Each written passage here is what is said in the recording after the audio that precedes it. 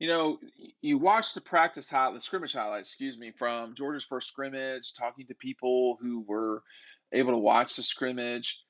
And I mean, this is speculation on my part, but you do wonder if Georgia is going to become a more pass happy team in 2022. Pass happy, probably the wrong word, and maybe it's totally reading into it too much because we're talking about a scrimmage in the spring and they're not trying to get anybody hurt.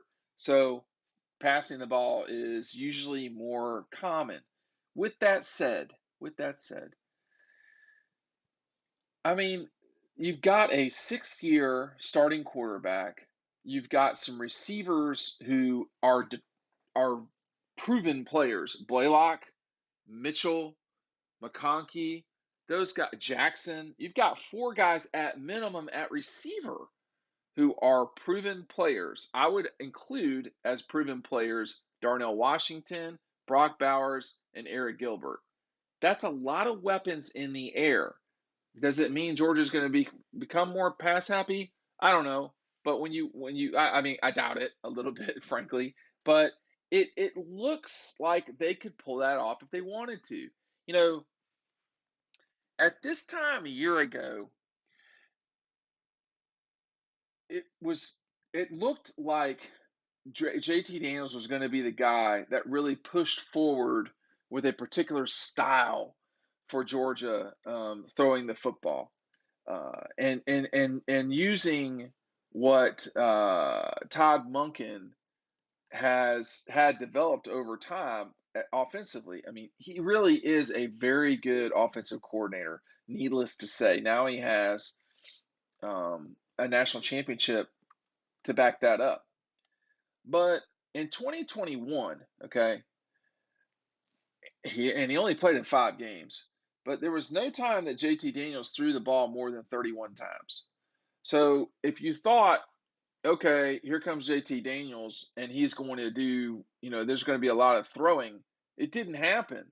Now, maybe it didn't happen because he didn't play in a lot of games, or you could take the argument that when he was in there, he did throw it for 30 times a game. Okay, I don't know.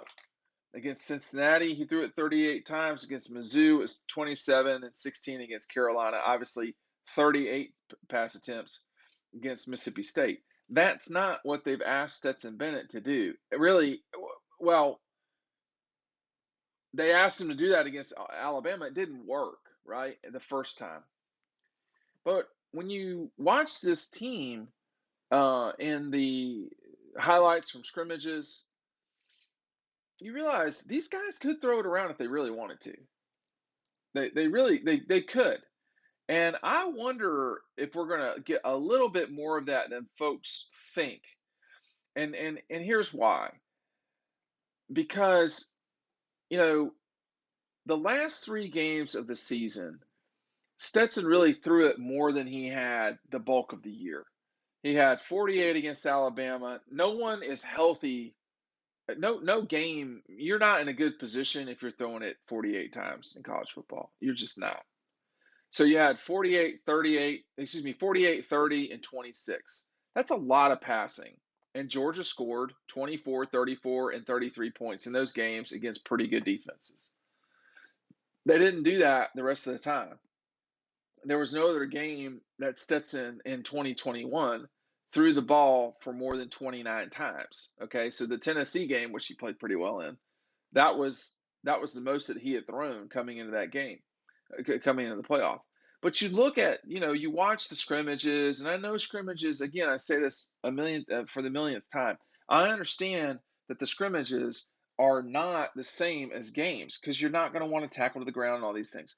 But it does beg the question, is that something that they could do if they really wanted to? So far, the answer is probably not. Probably not, because in the time that they really have asked Stetson to shoulder the burden, most of the time he's not done that, right? He's not done that. It's not worked out well. But there have been times when it has. He shouldered the burden against Michigan for sure. And I would say in the fourth quarter against Alabama, he shouldered the burden too. Hey, listen, remember, we are giving away one copy of DAWGSTRUCTION with Stetson Bennett's signature. It's on the page is later in the book. You cannot get it unless you have purchased this before April 9th at 11:59. Please be certain that you order it before then, and you'll enter into the ability to win this thing. I am also going to be at UGA Red Zone on Clayton Street this the Friday of G Day and the Saturday morning of G Day. Please come by and say hello. If you want to pick up DAWGSTRUCTION, we can do that too. If you need me to sign it for you, sign it for your dad or your son or your mom. You know, I have to say, a lot of the lady dogs that are out there are pretty passionate, and they putting you guys to shame. So if you'd like me to sign it to anybody, I'll be glad to do that. You should really check out UGA Red Zone. It's on Clayton Street in Athens. It's the really big one shop uh, that has a lot of the Georgia gear in it. A lot of national championship stuff still, as well as just their usual, you know, plethora of things. You can pick DAWGSTRUCTION up there today. You can also pick it up when I'll be there Friday before G Day and Saturday before G Day. But when I was watching the highlights of the game, it just occurred to me, they may try to throw it more than people realize. I mean, rather than throwing it 20 times, it might be 27. Or rather than 15, it might be 22.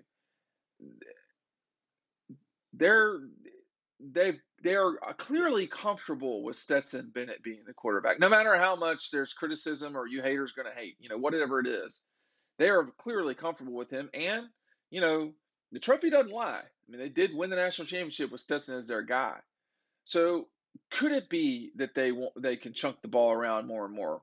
I mean, I don't know. I don't think it's out of the question. There's a fine line there. I'm certainly not calling it that we're going to see Georgia throw the ball 40 times in a game. That's not going to happen. Okay, not unless they're in real trouble. That's not the way that you want to play if you're Kirby Smart and company. But I don't know that they couldn't throw it more. I know it's against Kirby's nature. It's not something he's really pumped up with, I guess, or pumped up about, I should say. But I do wonder, just seeing them throw it around the way they did and them being so comfortable with Stetson being their quarterback, would they be willing to throw it a little bit more than they have in the past? Because good coaches adapt. And we've seen that with Nick Saban. I'm not sure we've seen it as much with Dabo Swinney, but we've definitely seen it with Nick Saban. And, honestly, we've seen it a little bit with Kirby Smart too.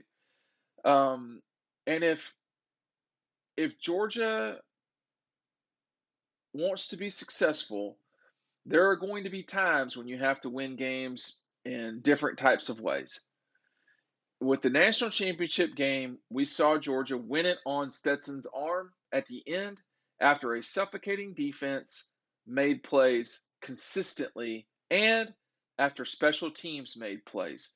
You got to remember, Georgia basically robbed Alabama or swung the points 10 swung the game 10 points with Jalen Carter's block punt and I cannot believe after all this time and Keely Ringo's touchdown. That's 10 points swinging against Alabama.